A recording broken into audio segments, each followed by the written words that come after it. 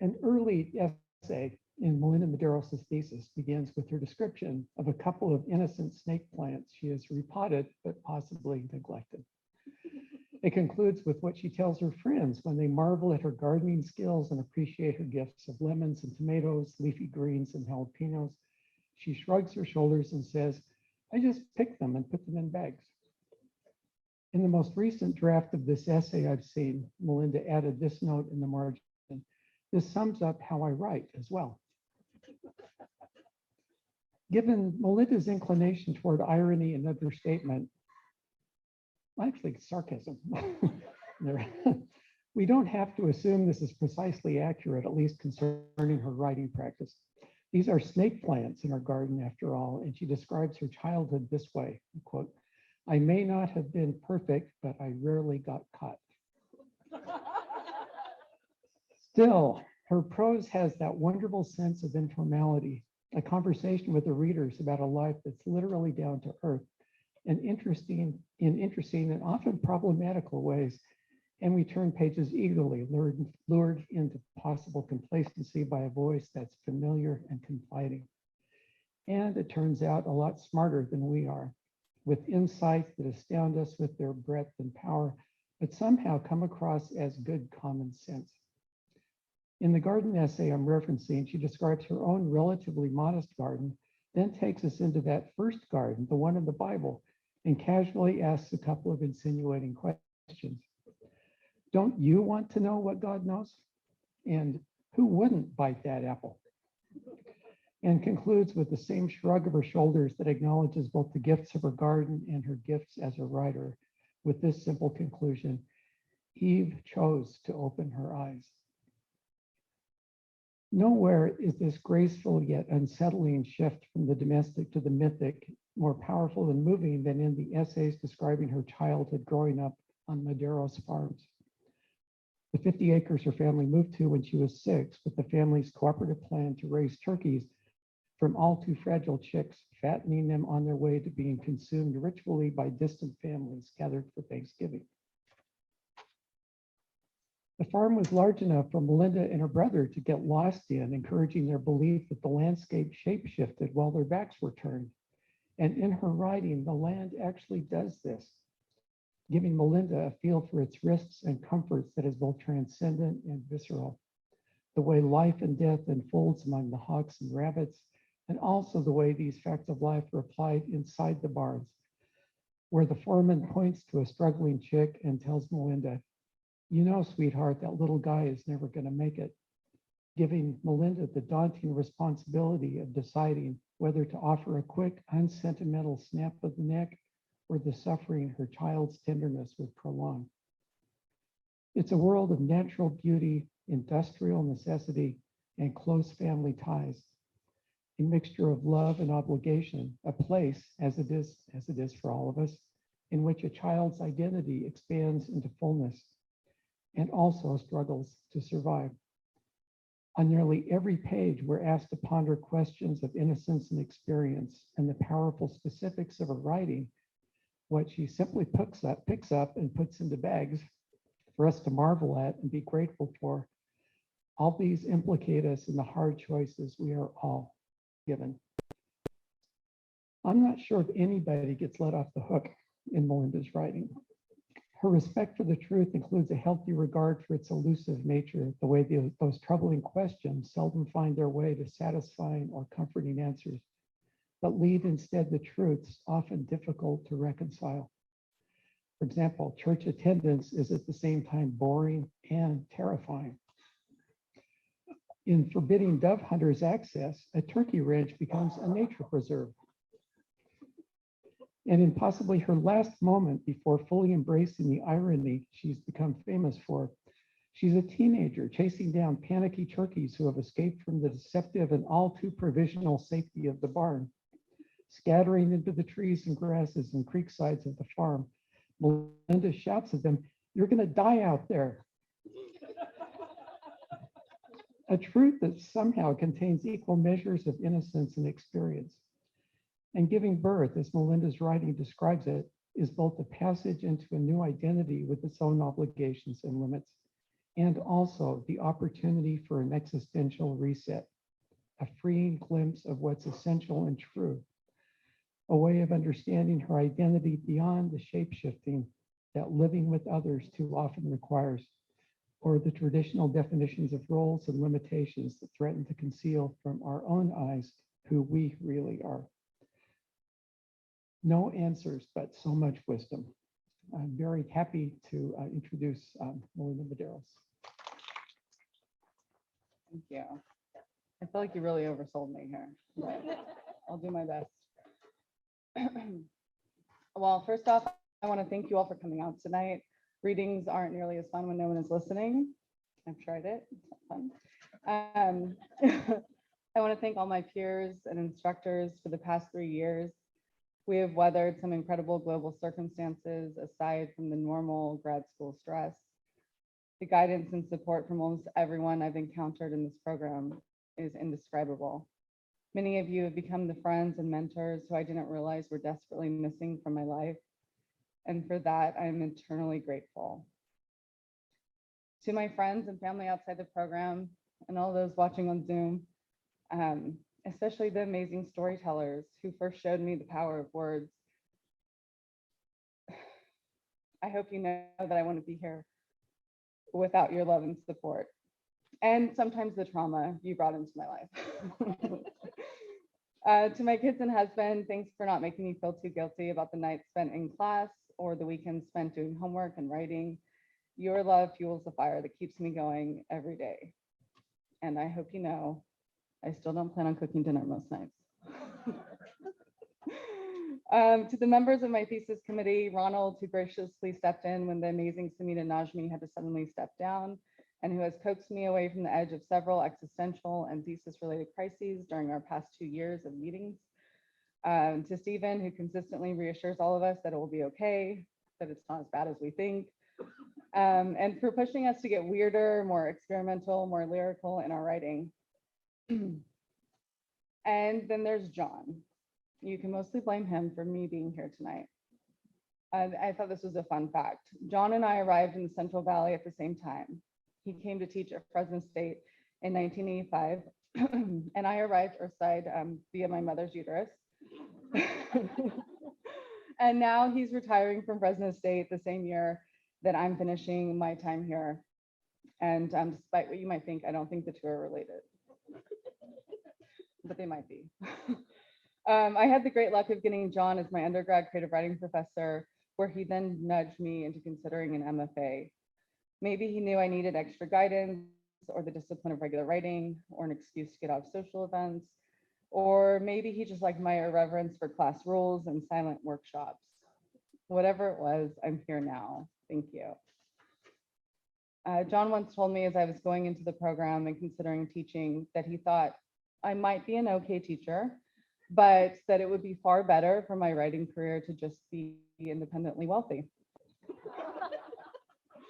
Well, I haven't yet figured out how to accrue independent wealth. I've been too busy learning and writing and teaching. But until I do figure it out, I can only hope to teach a little bit like John, which ultimately means very few graded assignments, just a lot of check marks and scribbles in the margins, a lot of Moby Dick references. And though I can't refer them to my PhD thesis or my PhD dissertation, I can assume that they will all read my thesis. And also, by making my students feel like they have a voice worth listening to, that their writing matters. Even the students like me who want to write about turkey farms and immigrant families and religion and magical forests and fairy tales and call it a cohesive manuscript. So tonight I will be reading from a few of the essays found in my thesis. The best words I have right now to summarize my collection of essays is this. It is an attempted love song, an elegy, an anthology of remembrance, of the place that raised me, of the structures that shaped me, of the people who came before me. And instead of a coming of age, it is more of a coming of consciousness or a rediscovery of a consciousness that was there all along, that I felt most strongly in the natural landscapes of my youth.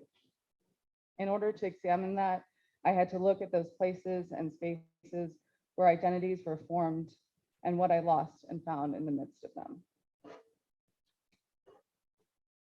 Okay, so first up, I'll be reading from a piece titled Cats in the Cradle. And if you don't get that song reference, you're probably too young for my writing. Don't think I don't remember how you turned the volume up just a bit whenever that song came on. The slightest flick of the knob, I would have missed it had I not been watching. And whether we had been talking or singing or staring out the window in the cab of the 1980s Ford delivery van, or the first old diesel delivery truck, or even that last new one before we shut down the egg route with the shiny wrapping on the back box and the air conditioning and the hydraulic seats, the space would grow heavy with silence. You wouldn't sing, but maybe sometimes you'd hum. You could have had a good singing voice, you told me, but your father said choir was better for girls. And didn't I see you wipe the corner of your eye under your sunglasses? And didn't I ask you once why you liked the song, why it made you sad? And didn't you tell me it reminded you of your own dad? But it was sort of different too, because you worked with your dad through most of your childhood. You, the oldest, the example, the one who should do better and know better, you were right there with him as the chicken barns were built, as the egg business expanded, as more properties were bought, as the family business grew until it didn't just support one family, but several. But also you were the one that left, the only son that left. Maybe you didn't get to play catch very much, not with him, not at school, not even when the high school football coach came out to your house to ask your dad if you could. You had to work. But at least he tried to make work fun sometimes, like you did with us. Put some music on, make a game to see how fast you can finish. Maybe the lines between father, son, and boss employee became too blurred. And maybe that was too much, too suffocating, too hard. I know there was no silver spoon for you. Immigrants don't give their children silver spoons. They pick out the tarnished ones from the trash heaps of American consumerism and say, in the old country, we didn't even have spoons. But that was the goal, wasn't it? To work so hard that if not their children, then their children's children could have those silver spoons, that elusive every opportunity in the world. Isn't that what was promised? So you were a part of that striving, that working towards a future where children didn't have to labor on family farms. They could go to school each day fully rested, not smelling like chicken shit. They could play sports. They could have hobbies that didn't make money, but you would have to forego all that. And it wasn't a sacrifice you asked for. But Father knows best, doesn't he? He got us here, didn't he? And after all that working and sacrificing, we'll all get together then, right? We'll have a good time then.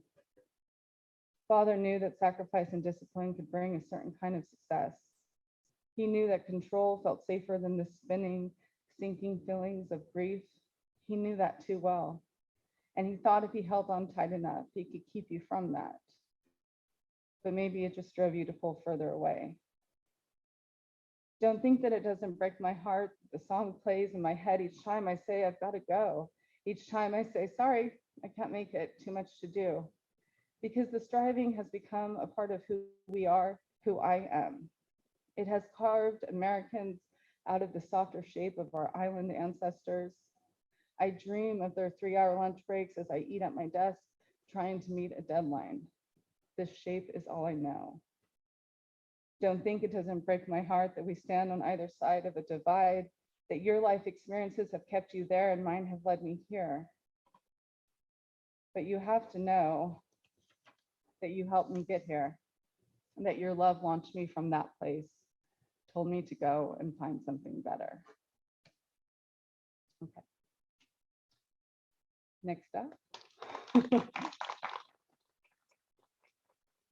And the next one, these are all excerpts from essays. They're not full essays. Like I told someone earlier, you're gonna have to buy my book when it comes out if you want to read the full essay. Okay, this is from an essay entitled Dry Creek. Dry Creek runs toward the sunset from its eastern home in the Sierras. It served as the southern border of the 50 acres my family bought in 1991, separating our fields and turkey barns from the scattered trailers and rotting cars that filled most of the neighbor's property. It was what my eyes held onto from the road on our first visit to the ranch, and a unique point of childhood pride. I knew other kids who lived in the country, but the only water they ever had was found in ugly irrigation ditches, deep ruts carved into barren tracts of dusty land. Our water was surrounded by green life and had cut its own way through the earth long before men had any say in it. The water held by the creek passed through and flowed away from this place in central California out towards the Pacific, though I doubt it ever saw the open sea. Too many thirsty crops and ranchers in the 120 miles or so that lay between us and the coastline. Growing up alongside it, it was rare to find dry creek without water. In my memory, it is only empty in the deepest still of a drought year winter. But the drought years became increasingly more common and intense as time passed, with effects that reach much further than an empty bed of my childhood creek. Several summers after we moved to the ranch, my dad takes us down to the creek, full with the melted snow of the Sierras. He wants to show us why we should never venture into the water by ourselves. We avoid foxtails and prickly burrs by sticking to the animal paths. He tells us how he floated along the entire property line by himself and brings us to a stretch not far from our house that he deemed shallow and narrow enough for our purpose. My mother is nowhere in this memory, nor do I know if she ever approved of any of the survival lessons my father doled out to us regularly. But he grew up in the country. She didn't. He knew how to navigate this liminal world. Reeds greet us at the creek's edge, warning of the water beneath. There isn't much of a sandy bank to sit on. My dad instructs us to stay at the end of the dirt path as we watch him wade carefully through the pulsing reeds to the center of the stream. My eyes track his steps, watching water fill his muddy footprints before carrying them away. Bank to bank, it can't be much more than 8 feet wide. All three of us kids are strong swimmers, taking lessons each summer since the days of mommy and me classes and practicing every hot day in our own pool once we moved to the ranch. We watched my dad recline back into the frigid stream, arms stretched out towards each side, fingertips nearly touching the reeds clinging to its edges. He falls slowly, Christ-like, before the water whisks him 15 or 20 feet away from us. He's resurrected downstream before our jaws finish dropping. He takes his place again in the center of the waist-high water, the rolling stream splitting itself in two around either side of his large 6'3" frame, a frame that can dominate any space it chooses to occupy. We are to take turns climbing in and letting the current sweep us towards them. We are supposed to try and swim with it, using the current's power, but staying in control of our position in the water. If we were ever to fall into this creek or any other moving body of water like it, we were instructed to position ourselves parallel to the shore, head first, hands outstretched like a diver, or furiously paddling, angling towards the closest bank to grab whatever we could to pull ourselves out. Okay, Joelle first, he shouts back towards us, his voice bouncing off the liquid surface and the sloped sides of each bank. I can picture my sister's lanky body and hot pink swimsuit. I can't remember if she shrieks and flails or floats elegantly towards him. She can be both graceful and clumsy, aware of her own body but not of its surroundings. Her tendency for accidental injuries when attempting to play or supervise my brother and I led to a more frequent retreat indoors or wherever she could more consistently predict the environment around her. My dad stops my sister from floating away indefinitely and plops her on the edge. I don't remember if she heads back to the house, done with the colds and the mud and the wildness of it all, but that feels like the most likely ending to her lesson. What do I do if I see a snake? I yell towards my dad when it's my turn. Stay out of its way, Dad yells back. I'm not sure how to do that, but I choose to believe my body will figure it out if the time comes.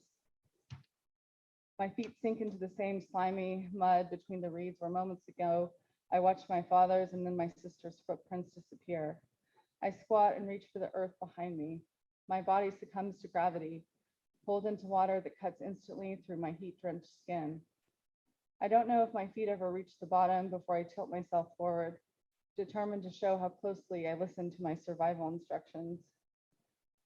For a moment, for eternity, I'm suspended in the nearly clear water. Trees run past my peripheral. I see rocks and algae beneath me, but not a single fish or snake. I wonder what would happen if my dad doesn't stop me. Will I keep floating all the way to our property line, to where the creek flows under the train tracks, where we once found a rotting, empty cow carcass? Would I go further? Would I pull myself out or just float until I dissolve back into water? The end. Okay, and then I have one more. It's a little different. It's a woven deconstruction of Hansel and Gretel, a rectification of the villainous women in folk tales, and my relationship to both. Two young children walk hand in hand on a dimly lit path. They are thin, dirty, neglected. Just beyond the trees ahead of them, light shines through the thick branches. It is a clearing. In the center of the open space, smoke rises from the chimney of a small cottage. In my version of the Grimm brothers' tale, it is made of candy, bread, and pastries. Maybe in a more realistic version, it is just a humble dwelling, offering a sort of salvation from nearly certain death.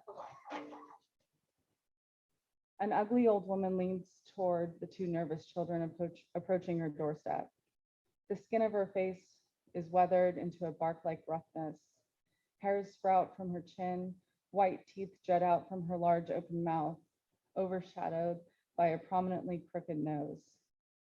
Her hands are large and gnarled, signs of life spent in constant use. They grip walking crutches, which might explain her hunched posture. She is the antithesis of femininity, old, ugly, infirm, independent. Clearly, she must be the villain. Women in the societies that produce these stories served a particular and narrow role.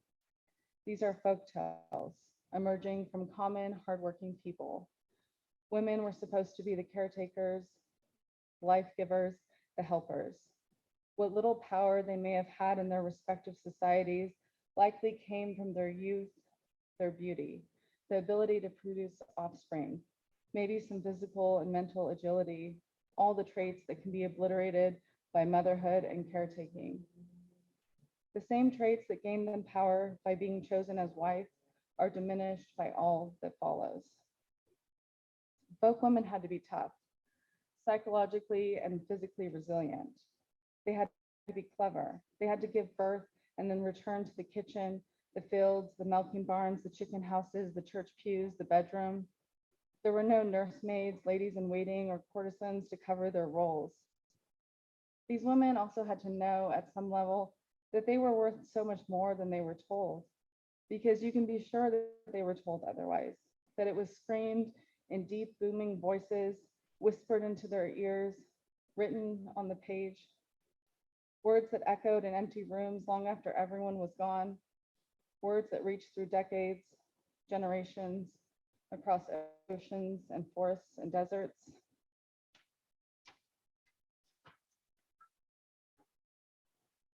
The small girl and the old woman stand by a large oven.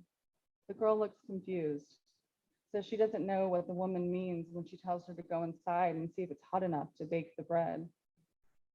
The exasperated old woman steps forward to show her. She has to do everything around here.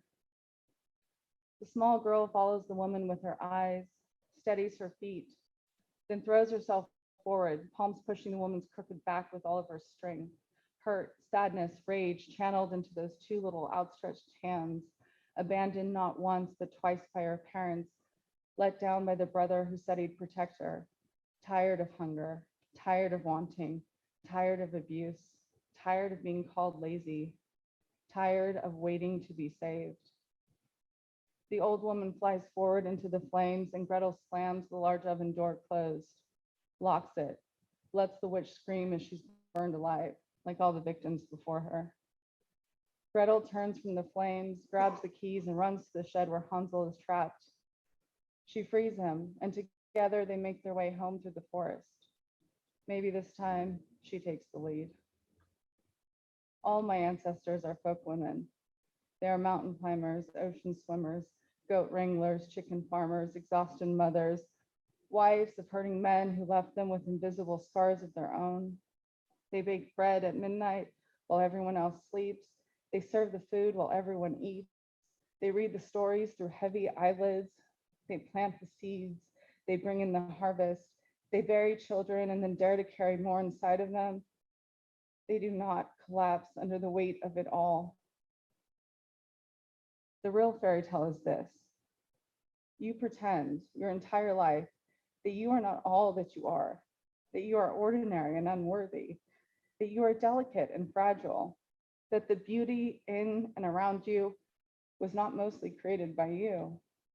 To remain humble despite all of this, to maintain the capacity to hold and pour love and life into others when yours is constantly diminished by the words yelled, whispered, and written that tell you otherwise. The words that must make sure you don't start thinking you could do better. But you do think, you do discover your own value, even if no one would acknowledge it, even when the stories didn't show it. You'd find it standing at that open oven door, while the dying generation waits for you to get in, to follow orders, to silently comply. It is in that moment that your worth, your strength, your beauty rises, refuses to step silently into those flames. You take the words used to harm you and you recraft them to protect, to heal, to grow stronger. It is a dark and deep salvation, unreachable by even the most controlling hands of those around you. That is the real magic, and we are the witches.